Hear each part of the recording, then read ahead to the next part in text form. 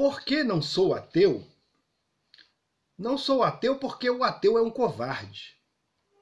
Ele mais parece aquele bicho avestruz que enfia a cabeça dentro de um buraco, acreditando que o inimigo, prestes a devorá-lo, não irá perceber a sua presença. O ateu, ele acha que a vida e como ela é vivida não deve ter uma prestação de contas. Ele é aquele que afirma que não deve enfrentar nenhum juízo, porque ele desconhece ou nega desconhecer a pior das condições humanas, que é o pecado.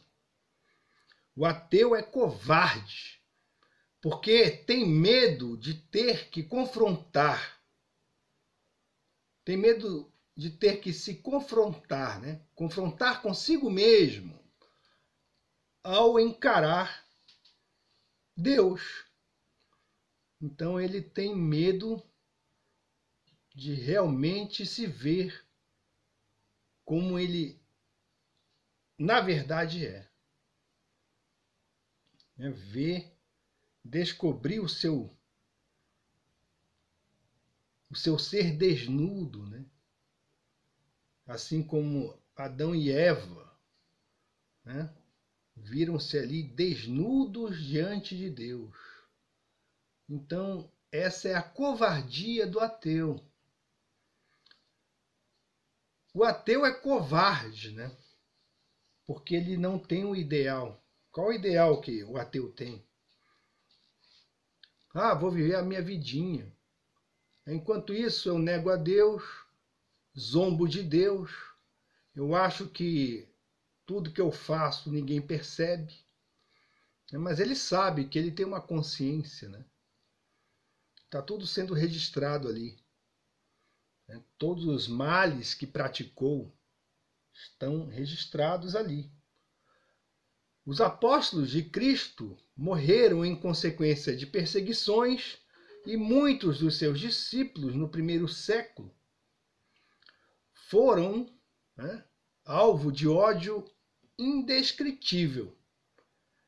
Mas os ateus jamais terão a coragem de morrer por algo maior do que eles mesmos.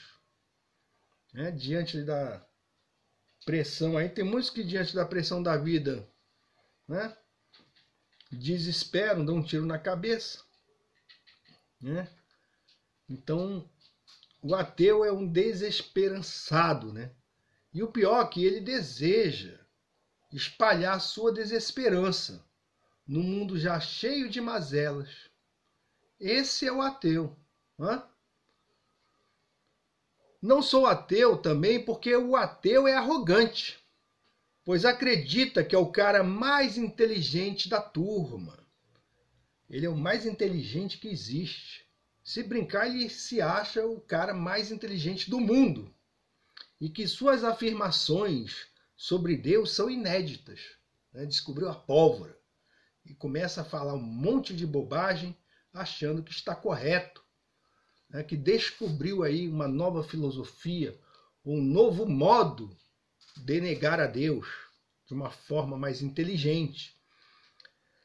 E ele acredita que a palavra de Deus não passa de fábula, embora seja atualmente lida por bilhões de pessoas.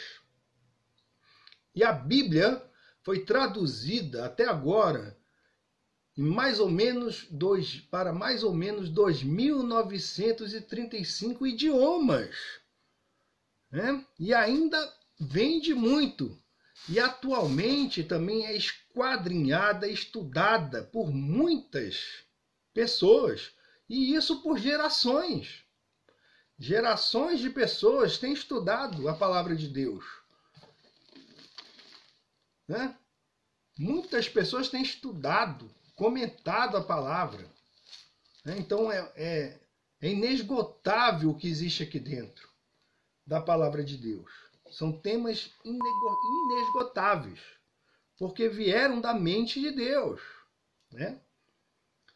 Mas, enquanto isso, os escritos, né, de tantos ateus, mesmo reconhecidos com o prêmio Nobel, né, como é o caso de Bertrand Russell, terminam caindo no ouvido com L, né, no ouvido do esquecimento, e jamais serão livros traduzidos em quase todas as línguas conhecidas e dialetos, né? Então vejam aqui, acho até engraçado, esse pessoal gosta de marketing, né? Veja o marketing, né? Esse aqui, Por que Não Sou Cristão? Bertrand Russell. Um livro que coloca ao leitor questões que nunca mais poderão ser ignoradas. O que é isso? O que não pode ser ignorado são as questões que você descobre lendo a Bíblia. Questões a respeito do seu destino eterno, né? Questões a respeito do amor de Deus para com a humanidade caída, né? Perdida, aí enfrentando problemas terríveis, né? Tanto pessoais quanto sociais, né? Bom, então Russell, né, continuando a comentar a respeito do que ele falou nesse livro aqui, que pouca gente já ouviu falar nisso aqui, ó, né? Quantos de vocês aí já ouviram falar nesse livro, Por que Não Sou Cristão? Né? Então, com relação ao sistema político que ele considerava ideal, né, que era uma forma de socialismo, né? Na verdade, era um socialismo de guilda. Ou seja, ele fazia parte de uma associação, né? Então ele se associava, se agrupou a determinados indivíduos que proporcionavam a si mesmos assistência e proteção. Então, o socialismo desse Russell era desse jeito aqui, né? Assim como todo socialista só pensa em si mesmo, né? Então, e ele era um consistente entusiasta da democracia e do governo mundial. É interessante que todo socialista gosta dessa tal de democracia, né? Eles falam democracia. É só conversinha para boi dormir, viu? Democracia, né, é quando eles estão ali no poder, eles alijam todo mundo, né? Passa a espada, corta aí a língua de todo mundo, ninguém pode falar mais nada, né? Então esses são os democratas socialistas que estão por aí, pululando principalmente no nosso país, não é? Então, com relação ao sistema político, que considerava ideal, ele preconizava justamente uma forma de socialismo de guilda, e era um consistente entusiasta da democracia e do governo mundial. E defendeu, vejam só, a defesa que esse cara fazia, e defendeu a criação de um governo democrático internacional, né? Que hoje é a ONU, que está aí, né, se imiscuindo subrepticiamente, né, nos governos de todas as nações que têm o pacto assinado com ela, inclusive o nosso país. Então, vejam só o que Russell afirmou.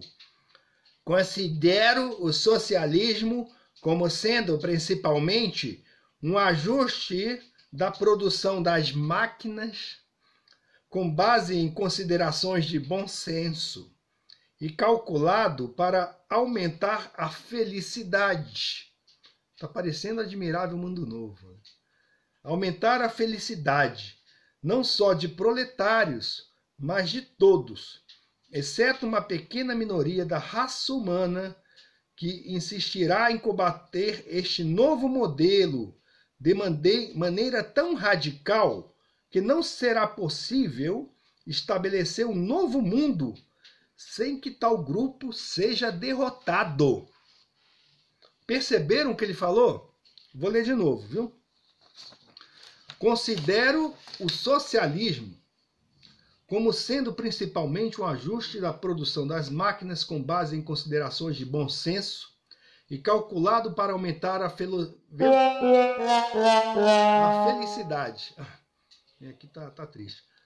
Repetindo, considero o socialismo como sendo principalmente o ajuste da produção das máquinas com base em considerações de bom senso e calculado para aumentar a felicidade, não só de proletários, mas de todos, exceto uma pequena minoria da raça humana que insistirá em combater este novo modelo de maneira tão radical que não será possível estabelecer um novo mundo sem que tal grupo seja derrotado. Portanto, é possível inferir que Russell elegeu os cristãos como alvo por causa também de que os verdadeiros cristãos são oposicionistas ferrenhos do marxismo, comunismo, socialismo, nova ordem mundial, globalismo e outras doutrinas satânicas. E esse, no final das contas, é o grupo a ser derrotado, para que os comunas destituídos da graça de Deus possam dominar o mundo sem nenhuma oposição. Na verdade, esses ímpios, quando falam em democracia, que para eles é um mero eufemismo para o poder absoluto, tudo o que desejam é uma maneira de chegarem ao poder de modo dito legítimo, para depois passarem o rolo compressor em cima de todos que não concordam com suas ideias de ditadura do proletariado anticristã. Russell confunde a sua visão de mundo como sendo a correta representação da realidade. Esse livrinho aqui. Então ele confunde. E quando essa visão falha, o que ele faz? Coloca a culpa em Deus. Um ateu, é isso que os ateus fazem, eles colocam a culpa em Deus.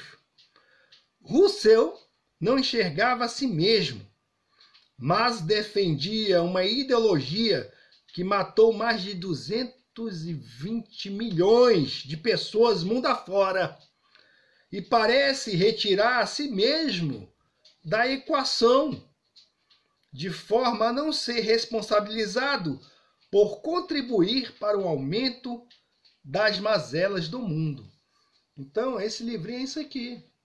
Isso é uma breve resenha disso aqui, ó, né? Um prêmio Nobel. Russell, ele afirma aqui no livro dele, que o inferno é uma doutrina cruel, malvada, pois deseja, na verdade, ser mais justo do que Deus, e que Deus deveria se curvar às categorias de justo, daquilo que é justo, ensinado, categorias ensinadas pela filosofia humanista. E ele então tem o despautério de afirmar nesse livro que coloca Buda e Sócrates acima de Cristo.